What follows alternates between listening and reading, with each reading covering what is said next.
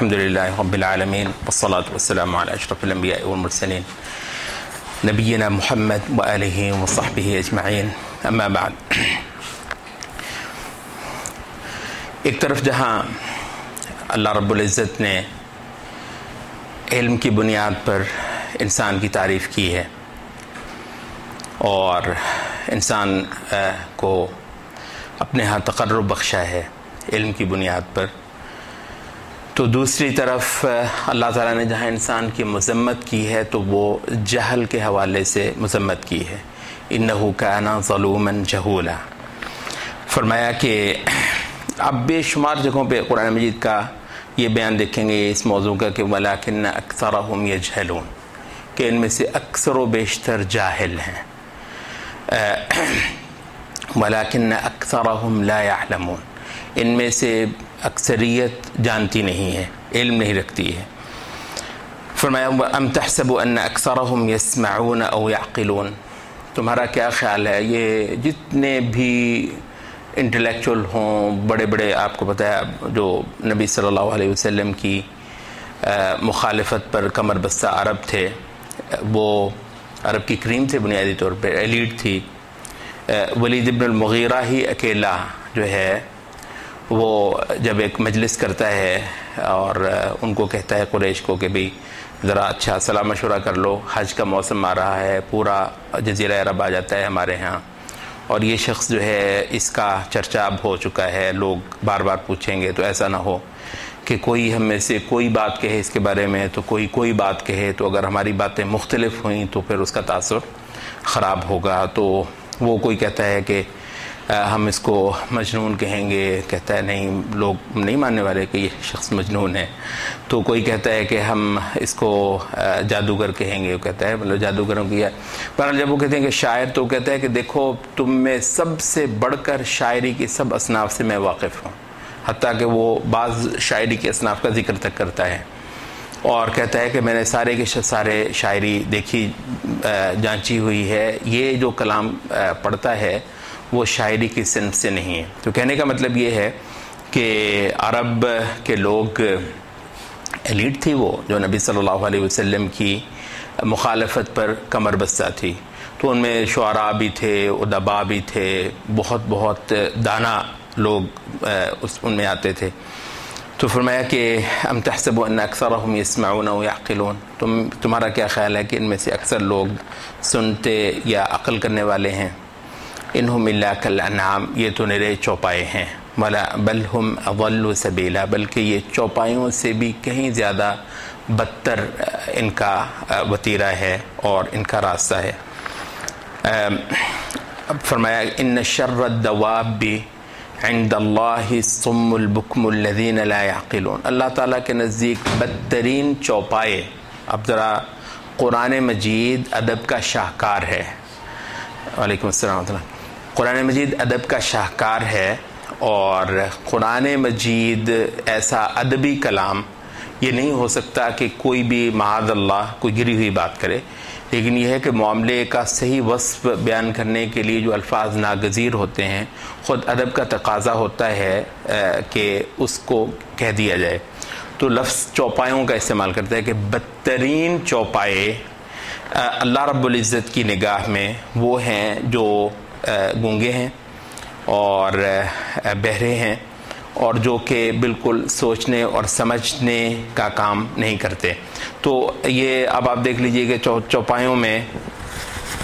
کیسے کیسے اللہ تعالیٰ نے رکھے ہوئے، مطلب گدھے بھی ہیں، خچر بھی ہیں، گھوڑے بھی ہیں، ان سب میں اللہ رب العزت ان لوگوں کو کہ جنہوں نے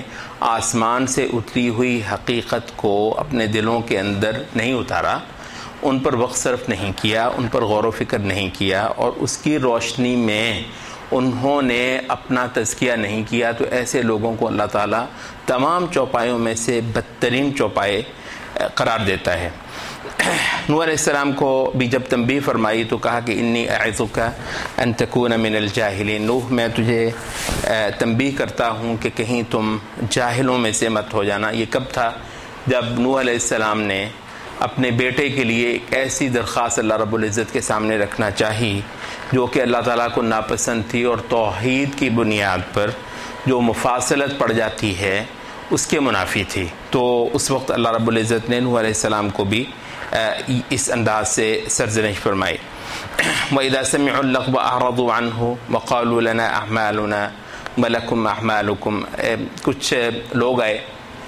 نبی صلی اللہ علیہ وسلم کے پاس مکہ میں، کہتے ہیں کہ یہ اہل کتاب میں سے تھے. یہ لوگ اچھے اپنی قوم کے صالح لوگوں میں سے تھے. انہوں نے جیسے ہی رسول اللہ صلی اللہ علیہ وسلم کا کلام سنا، آپ کی دعوت سنی، تو اہل کتاب ویسے ہی بے شمار نشانیوں کی بنیاد پر اس انتظار میں تھے کہ وہ نبی آیا کہ آیا. تو انہوں نے نبی صلی اللہ علیہ وسلم کے ہاتھ پر اسلام قبول کر لیا. تو اتنے میں قریش کے جو لوگ تھے وہ ان کو بہت برا بھلا کہنے لگے کہ ہم تو تمہیں عقل مند سمجھتے تھے اور ہمیں تو امید تھی کہ تم جو ہے اس کا کچا چٹا کھولو گے، تو تمہارا تو عقل جو ہے وہ ہمیں تو سمجھ نہیں آتی ہے کہ تم آ کے اس کا کلمہ پڑھ لیا ہے. تو انہوں نے جو لفظ بولے وہ یہ تھے کہ اذا سمعوا اللغو اعرضوا عنہ. جب انہوں نے یہ لفظ سنا تو انہوں نے اس سے منہ پھیر لیا. وقالوا لنا اعمالنا ولکم اعمالکم. انہوں نے کہا کہ ہمارے اعمال ہمارے لیے، تمہارے اعمال تمہارے لیے. سلام علیکم، تم پر سلامتی ہو، وہی جو جاہلوں کو کہا جاتا ہے. لا نبتغی الجاہلین، ہم جاہلوں کو منہ لگانا نہیں چاہتے. تو اب ان کی جو مذمت کی وہ ایک لفظ تھا ان کے لیے کہ جاہل. تو اب آپ یہ دیکھ لیجئے کہ جاہل رہنا کتنا بڑا ظلم ہے انسان کا، اور کتنی بڑی محرومیت ہے کہ انسان اللہ رب العزت کے کلام سے اور اس کے پیغام سے جاہل رہتا ہے. اچھا، ابن قیم آگے چل کر کہتے ہیں کہ ذرا یہ بھی ذہن میں رکھو کہ اللہ رب العزت نے اس علم کے لیے لفظ کیا کیا استعمال فرمائے ہیں.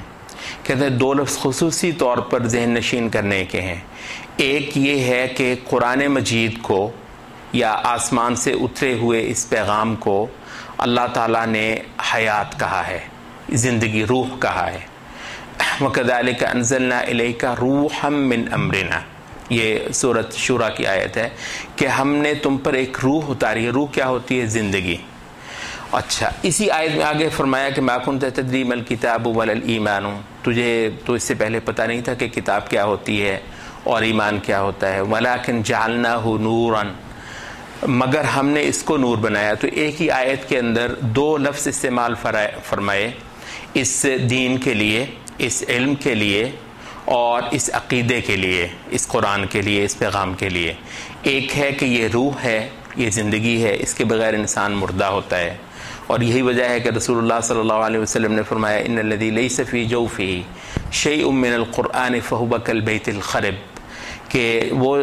شخص جس کے سینے میں قرآن مجید کا کچھ حصہ نہیں ہے وہ ایک آسیب زدہ، نحوست زدہ گھر کی طرح ہے. اجاڑ جو گھر ہوتا ہے جس کو دیکھ کر ہی وحشت آتی ہے، تو ایسے گھر کی طرح ہے. اور ایک جگہ پر فرمایا کہ وہ شخص جو اللہ تعالیٰ کو یاد کرتا ہے، مثل الذی یذکر ربہ والذی لا یذکر ربہ، ایک صحیح دین، صحیح عقیدے پر. ویسے تو سارے کہتے ہیں ہم اللہ کو یاد کرتے ہیں، عیسائی بھی کہتے ہیں، یہودی بھی کہتے ہیں، مگر اس صحیح عقیدے کے ساتھ اللہ رب العزت کو یاد کرنا اور اس کا ذکر کرنا. تو فرمایا کہ جو شخص اللہ تعالیٰ کو یاد کرتا ہے اور جو شخص اللہ تعالیٰ کو یاد نہیں کرتا ہے، ایسا ہے جیسے ایک زندہ اور ایک مردہ. مطلب اتنا بڑا فرق ہے. تو یہ لاشیں ہیں،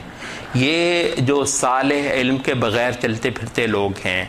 یہ جو صالح عقیدے کے بغیر یہاں چلتے پھرتے لوگ ہیں، حقیقت یہ ہے کہ جتنے بھی ہٹے کٹے ہوں دراصل یہ زندہ لاشیں ہیں جو چلتے پھرتے ہیں. اور صحیح زندگی والے کون ہیں؟ وہ لوگ ہیں جو اپنے مالک کو پہچان گئے اس حقیقت کے ساتھ جیسا اس نے اپنا تعارف کروانا چاہا، اور جو چاہا، جو کہ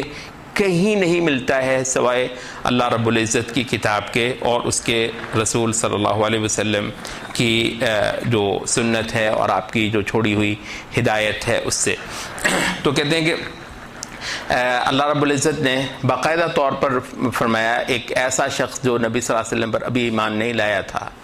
اور پھر وہ نبی صلی اللہ علیہ وسلم پر ایمان لے آیا ہے اور اس کو وہ چیزیں مل گئی ہیں کہ جن سے انسان کو ابدی زندگی کا سراغ مل جاتا ہے، صحیح زندگی وہ ہے۔ تو فرمایا کہ اس کو اللہ تعالیٰ نے قرآن مجید میں بیان کیا سورۃ الانعام میں، اوَمَنْ كَانَ مَيْتًا، تم نے دیکھا نہیں وہ شخص جو مردہ تھا، مطلب جب تک آپ کو یہ دین نہیں ملا تھا آپ مردہ تھے، اوَمَنْ كَانَ مَيْتًا فَأَحْيَيْنَاهُ،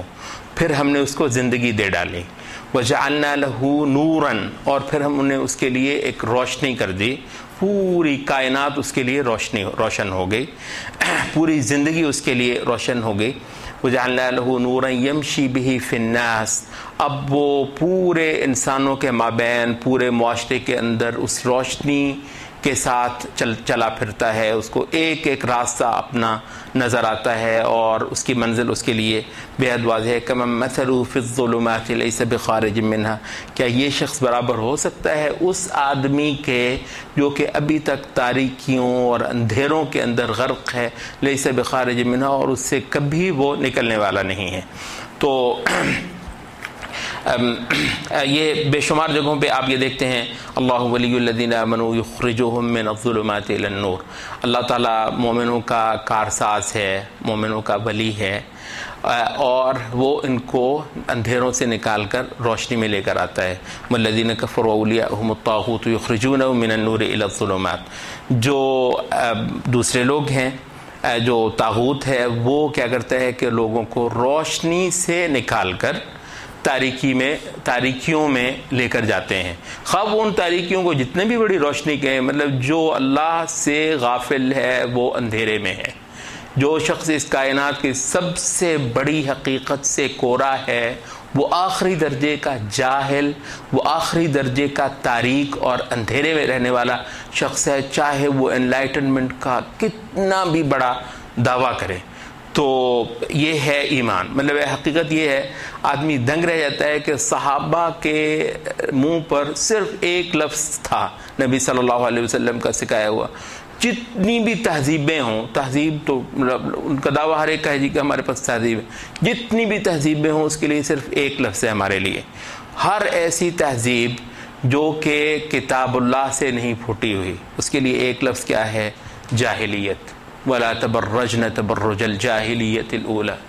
أَفَحُكْمَ الْجَاهِلِيَّةِ يَبْغُونَ، حمیت الجاہلیہ، یہ بے شمار مختلف جگہوں پر قرآن مجید نے جاہلیت کا لفظ بولا ہوا ہے، ان کا رہن سہن، ان کے اطوار، وہ جن چیزوں پر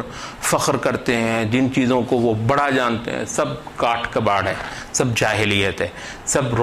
اندھیرا ہے اور تاریکی ہے، اور روشنی صرف اللہ رب العزت کے ہاں سے آتی ہے، اور وہ اللہ تعالیٰ۔ تو صحابہ میں اتنا ہی وثوق آ گیا تھا، اتنا ہی اعتماد اور اتنا ہی کانفیڈنس تھا کہ وہ نہیں یہ دیکھتے تھے کہ ان کے پاس کتنی بڑی لائبریریاں ہیں اور کتنی انہوں نے کتابیں جو ہیں وہ رکھی ہوئی ہیں، اور صحابہ کے پاس کون سی کتابیں تھیں، اس کے باوجود روشنی بولتی تھی، نور تھا جو ان کے چہروں میں، جو ان کے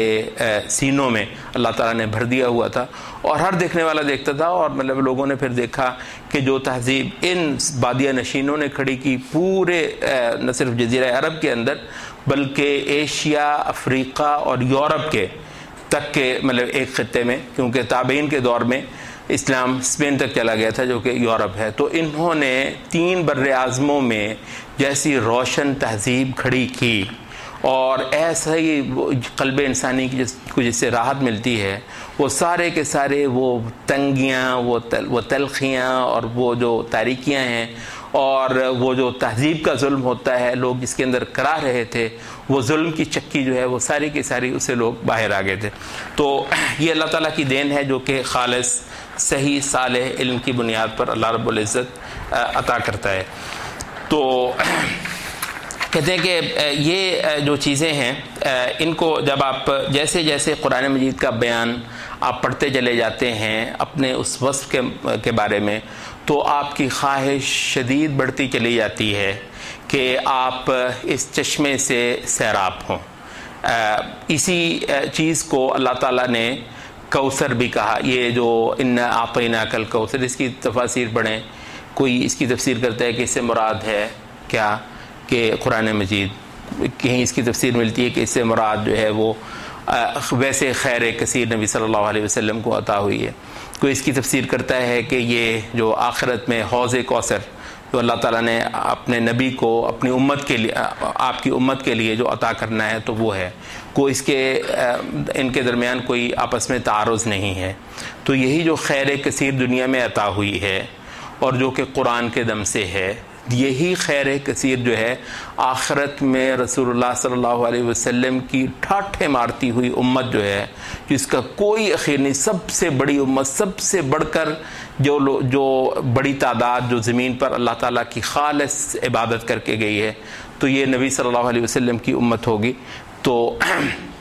یہ جو چیز ہے، مطلب ہے کہ اب آپ یہ دیکھ لیجئے کہ دنیا میں تو ہم جو ہے وہ اس چشمے سے سیراب نہ ہوں۔ دنیا میں تو پتہ نہیں کس مغرب کی جھوٹ، پتہ نہیں کہاں سے ہماری جو ہے نا پیاس بجھتی ہو، البتہ آخرت میں ہم یہ امید رکھ کر بیٹھے ہوں کہ یہ جو ہے نا حوض کوثر تو ہمارے ہی لیے، پھر جس نے نبی صلی اللہ علیہ وسلم کے چشمے سے اس دنیا میں نہیں پیا، وہ آخرت میں نبی صلی اللہ علیہ وسلم کے چشمے سے کیسے پینے کی امید رکھتا ہے؟ جس نے آخرت میں پینا ہے اس کو چاہیے کہ ساری اس جھوٹ سے تائب ہو، چھوڑے اور اپنے آپ کو بھر لے، سیراب کر لے اس زندگی کے اس سرچشمے سے جس کو اللہ تعالیٰ نے اپنے نبی کے ذریعے انسانوں کو بخشا ہے۔ سبحانک اللہ۔